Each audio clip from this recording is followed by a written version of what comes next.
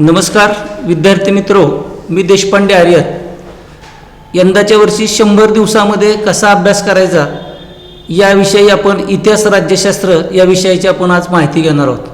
विद्यार्थी मित्रो, दिवस कमी आणि अभ्यासक्रम आपला म्हटला तर भरपूर अभ्यासक्रम आहे. कारण आपल्याला चालू वर्षी ज्यावेळेस परीक्षेला आपण जाणार आहोत त्याच वेळेस आपल्याला इतिहासाची 9 प्रकरणं आणि राज्यशास्त्राची 5 प्रकरणं अशा पद्धतीनं आपल्याला परीक्षेला सामोरं जायचं आहे. विद्यार्थी मित्रो, या ठिकाणी ज्यावेळेस आपण परीक्षेला सामोरं जातोय त्या परीक्षेला जवळजवळ 80% प्रश्न हे पाठ्यपुस्तकाच्या खालचे येतात.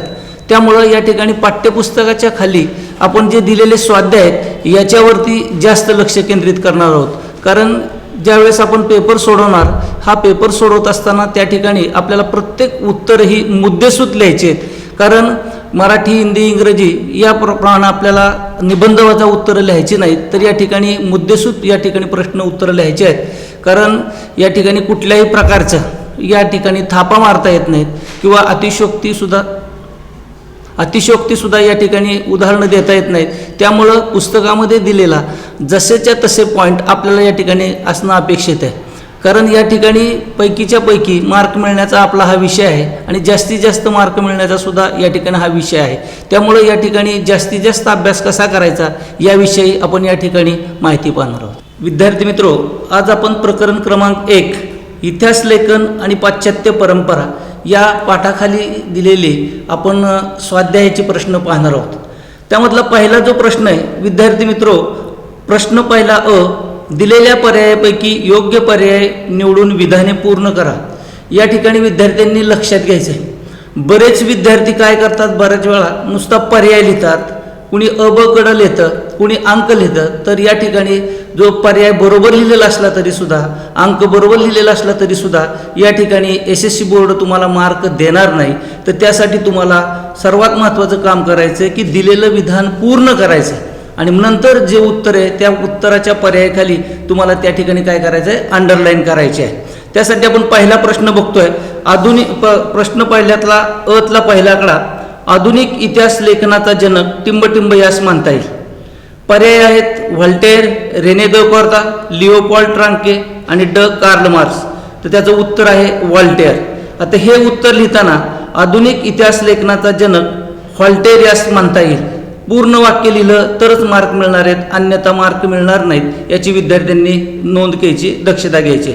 त्यानंतर दुसरा प्रश्न आहे आर्कॉलॉजी ऑफ नॉलेज हा ग्रंथ टिंबटिंब याने लिहिला. पर्याय अ कार्ल मार्क्स, ब मायकल फुको, क लुसिया फेबर आणि ड व्हॉल्टेअर. उत्तर आहे मायकल फुको. पूर्ण वाक्यात उत्तर अशा पद्धतीने आपलं येईल. आर्कॉलॉजी ऑफ नॉलेज हा ग्रंथ मायकल फुको याने लिहिलेला आहे. प्रश्न पहिला ब, पुढील पैकी चुकीची जोडी ओळखून पुन्हा लिहा. विद्यार्थी मित्रो, ह्याच ठिकाणी सुद्धा बरेच विद्यार्थी असा गोंधळ करतात की फक्त अ ब क ड किंवा 1 2 3 4 असे आकडे टाकतात आणि उत्तर बरोबर जरी असलं तरी या ठिकाणी मार्क मिळत नाहीत. कारण या ठिकाणी पुढील पैकी चुकीची जोडी ओळखायची आणि लिहायची. मागच्या वर्षी तुम्हाला या ठिकाणी चुकीची जोडी दुरुस्त करून लिहायची असा प्रश्न होता, परंतु यंदाच्या वर्षी तुम्हाला चुकीची जोडी दुरुस्त न करता फक्त चुकीची जोडी ओळखून त्या ठिकाणी लिहायची आहे.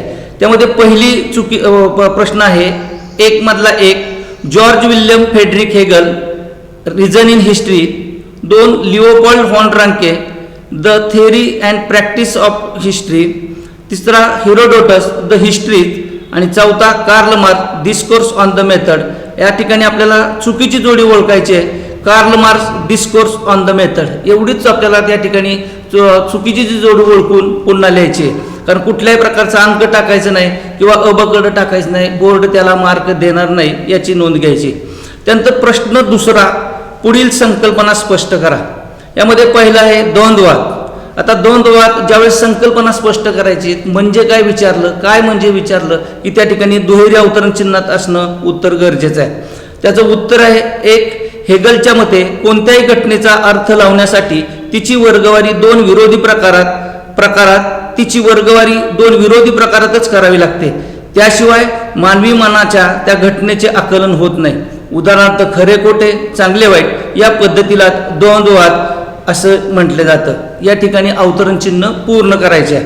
2, या पद्धतीत प्रथम एक सिद्धांत मांडला जातो, त्यानंतर त्या सिद्धांताला छेद देणारी त्या छेद देणारा प्रतिसिद्धांत मानला जातो. 3 त्या दोन्ही सिद्धांताच्या तर्कसृष्टीत उहापोहानंतर त्या दोहांचे सार ज्यात सामावलेले आहे अशा सिद्धांताची समन्वयात ज्यामध्ये मांडणी केली जाते त्याला द्वंद्ववाद असं या ठिकाणी म्हटलं जातं. या ठिकाणी द्वंद्ववाद संकल्पनेला 2 पॉईंटला 2 मार्क त्या ठिकाणी असणार आहेत, किंवा कमीत कमी तुम्हाला 2 मुद्दे त्या ठिकाणी लिहिणं अपेक्षित आहे. दुसरा प्रश्न त्यातला आहे ॲनल्स प्रणाली. 20व्या शतकाच्या सुरुवातीस फ्रान्समध्ये ॲनल्स नावाने ओळखली जाणारी इतिहास लेखनाची प्रणाली उदयाला आली. या प्रगतीमुळे इतिहास लेखनाला वेगळीच दिशा मिळाली. 3 इतिहासाचा अभ्यास फक्त राजकीय घडामोडी, राजे, महान नेते, राजकारण, मुत्सद्देगिरी, युद्धे यांच्यावर केंद्रित न करता तत्कालीन हवामान, स्थानिक लोक, शेती, व्यापार, तंत्रज्ञान, दळणवळण, संपर्काची साधने, सामाजिक विभागणी, समूहाची मानसिकता इत्यादीचा अभ्यास महत्त्वाचा मानला जातो. आणि ही प्रणाली विकसित करण्याचे श्रेय फ्रेंच इतिहासकारांनाच दिले जाते. प्रश्न तिसरा, पुढील विधाने सकारण स्पष्ट करा. बरेच विद्यार्थी म्हणजे मध्यम विद्यार्थी त्या ठिकाणी काय करतो की विधान सकारण म्हटलं की हे विधान बरोबर आहे, हे विधान चुकीचं आहे हे तुम्हाला विचारलेलंच नाहीये, कारण तिथंच तुम्हाला सकारणं द्यायची. कारण हे प्रत्येक विधान हे बरोबर आहे, फक्त त्याची सकारण तुम्हाला द्यायचे. अशा सकारणाचा आपण या ठिकाणी आता अभ्यास करत आहोत. 1. स्त्रियांच्या आयुष्याशी निगडीत विविध पैलूवर विचार करणारे संशोधन सुरू झाले. सकारण 1. स्त्रीवादी इतिहास लेखन म्हणजे स्त्रियांच्या दृष्टिकोनातून केलेली इतिहासाची पुनर्रचना. सीमा द बोव्हार या फ्रेंच विदुषीने स्त्रीवादाची मूलभूत भूमिका सिद्ध केली. 2. स्त्रीवादी इतिहास लेखनामध्ये स्त्रियांचा अंतर्भाव करण्याबरोबर पुरुषप्रधान दृष्टिकोनाचा पुनर्विचार करण्यावर भर दिला. 3. त्यानंतर स्त्रियांच्या आयुष्याची निगडीत नोकरी, रोजगार, ट्रेड युनियन, त्यांच्यासाठी काम करणाऱ्या संस्था, स्त्रियांचे कौटुंबिक आयुष्य इत्यादीचे संशोधन सुरू झाले. 4. 1990 नंतर एक स्वतंत्र सामाजिक वर्ग मानला जाऊ लागला. या ठिकाणी तुम्हाला 2 मार्कासाठी 2 पॉईंट लिहायचे आहेत, कारण हा 2 मार्काचा प्रश्न आहे. कोणतेही 2 मुद्दे या ठिकाणी आपल्याला लिहिणं अपेक्षित आहे. दुसरं, फुको यांच्या लेखन पद्धतीला ज्ञानाचे पुरातत्व म्हटले जाते. सकारण 1. 20व्या शतकातील फ्रेंच इतिहासकार मायकल फुको यांच्या लिखाणातून इतिहास लेखनाची एक नवी संकल्पना पुढे आली. 2. त्यांच्या आर्कॉलॉजीज ऑफ नॉलेज या ग्रंथामध्ये त्याने इतिहासाची कालक्रमानुसार अखंड मांडणी करण्याची पद्धत चुकीची आहे असे प्रतिपादन केले. 3. पुरातत्वामध्ये अंतिम सत्यापर्यंत पोहोचणे हे उद्दिष्ट नसून भूतकाळातील स्थित्यंतराचे स्पष्टीकरण देण्याचा प्रयत्न असतो याकडे त्याने लक्ष वेधले. 4. फुको याने इतिहासातील स्थित्यंतराचे स्पष्टीकरण देण्यावर भर दिला, म्हणून त्यांना ज्ञानाचे पुरातत्व असे म्हटले जाते. प्रश्न 4. पुढील प्रश्नांची 25 ते 30 शब्दात उत्तरे लिहा. इतिहास लेखन म्हणजे काय?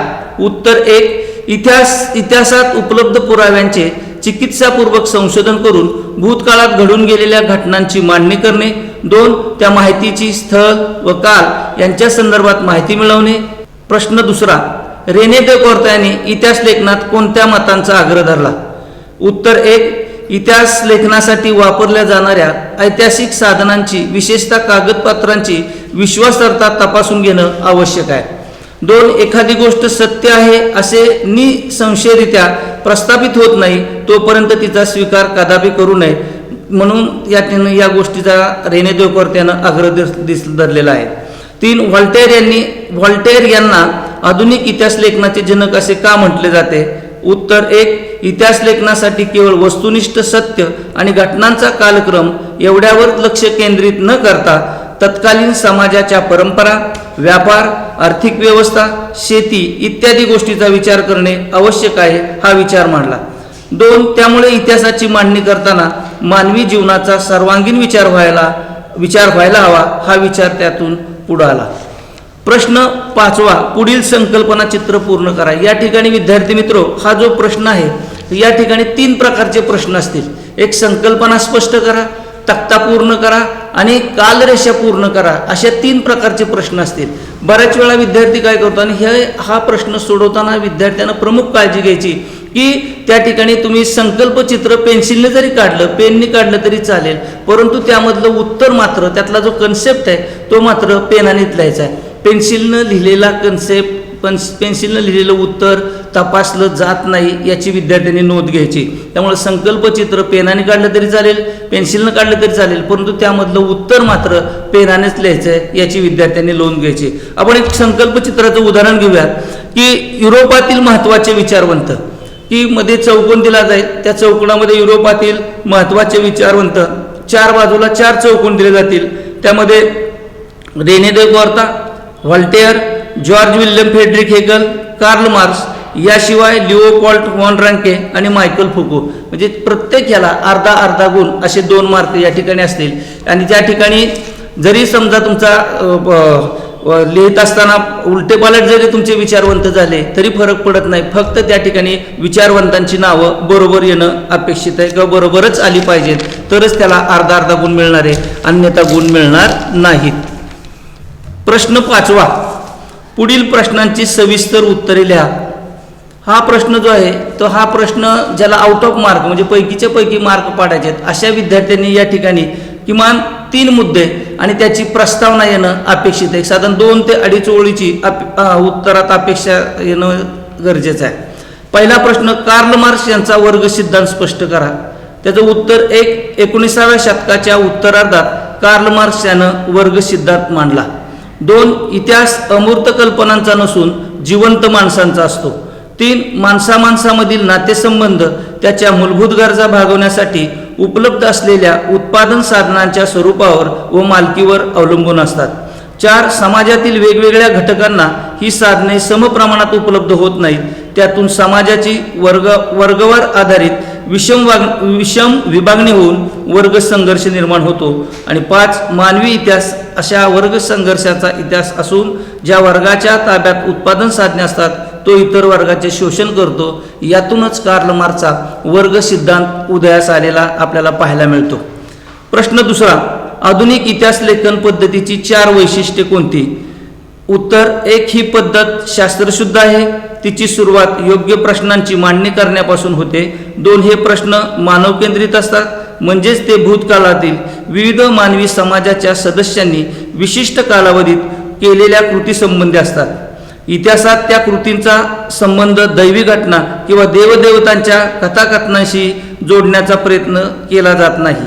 3, या प्रश्नांच्या इतिहासातील उत्तरांना विश्वासार्ह पुराव्यांचा आधार असतो, त्यामुळे इतिहासाची मांडणी तर्क सुसंगत असते. आणि 4, मानवजातीने भूतकाळात केलेल्या कृतींच्या आधारे मानवजातीच्या वाटचालीचा वेध इतिहासात घेतला जातो. प्रश्न 3, स्त्रीवादी इतिहास लेखन म्हणजे काय? 1, दुहेरी अवतरण चिन्ह लिहायचं आहे. उत्तर म्हणजे काय म्हणून विचारलेलं आहे. अवतरण चिन्ह दुहेरी. स्त्रीवादी इतिहास लेखन म्हणजे स्त्रियांच्या दृष्टिकोनातून केलेली इतिहासाची पुनर्रचना म्हणजे स्त्रीवादी इतिहास लेखन होय. अवतरण चिन्ह पूर्ण. 2, सीमा द बोहा या फ्रेंच विदुषीने स्त्रीवादाची मूलभूत भूमिका सिद्ध केली. 3, स्त्रीवादी इतिहास लेखनामध्ये स्त्रियांचा अंतर्भाव करण्याबरोबर इतिहास लेखनाच्या क्षेत्रातील पुरुषप्रधान दृष्टिकोनाचा पुनर्विचार यावरही भर दिला. 4, त्यानंतर स्त्रियांच्या आयुष्याची निगडीत नोकरी, रोजगार, ट्रेड युनियन, त्यांच्यासाठी काम करणाऱ्या संस्था, स्त्रियांचे कौटुंबिक आयुष्य यासारख्या विविध पैलूंचा सविस्तर विचार करणारे संशोधन सुरू केले. आणि 5, 1990 नंतर स्त्री हा एक स्वतंत्र सामाजिक वर्ग मानून इतिहास लिहिण्यावर भर दिला. प्रश्न 4, लिओपोल्ड वॉन रँके यांचा इतिहासविषयक दृष्टिकोन स्पष्ट करा. उत्तर 1, इतिहास संशोधनाची चिकित्सक पद्धती कशी असावी याचे स्पष्टीकरण दिले. 2, मूळ दस्तऐवजांच्या आधारे प्राप्त झालेली माहिती ही सर्वाधिक महत्त्वाची आहे यावर भर दिला. 3, ऐतिहासिक घटनांशी संबंधित असलेल्या सर्व प्रकारची कागदपत्रे आणि दस्तऐवज यांचा कसून शोध घेणे महत्त्वाचे असते. 4, अशा पद्धतीने ऐतिहासिक सत्यापर्यंत पोहोचता येणं शक्य असते. आणि आकडा 5, इतिहास लेखनातील काल्पनिकतेवर त्याने टीका केली. त्याने जागतिक इतिहासाच्या मांडणीवर भर दिला. विद्यार्थी मित्रो, हा प्रश्न लिहिताना प्रत्येक विद्यार्थ्यांनी पॉईंट टू पॉईंट लिहायचा आहे. निबंध वजा लिहिला तर ह्याला मार्क मिळत नाहीत. आपल्याला 3 पॉईंट लिहिणं अपेक्षित आहेत, परंतु ज्याला पैकीच्या पैकी म्हणजे 40 पैकी 40 मार्क पाडायचे आहेत, अशा विद्यार्थ्यांनी मात्र याचे सर्व कंटेंट त्या उत्तरामध्ये येणं अपेक्षित आहेत. कारण एखादा जरी कंटेंट घालला तरी अर्धा मार्क जाण्याची शक्यता नाकारता येत नाही. त्यामुळे विद्यार्थी मित्रांनी यामध्ये दिलेले किमान 4 ते 5 पॉईंट आले पाहिजे आणि मध्यम विद्यार्थ्यांनी 3 पॉईंट लिहायचे, त्याला 3 पैकी 3 मार्क त्या ठिकाणी मिळू शकतात.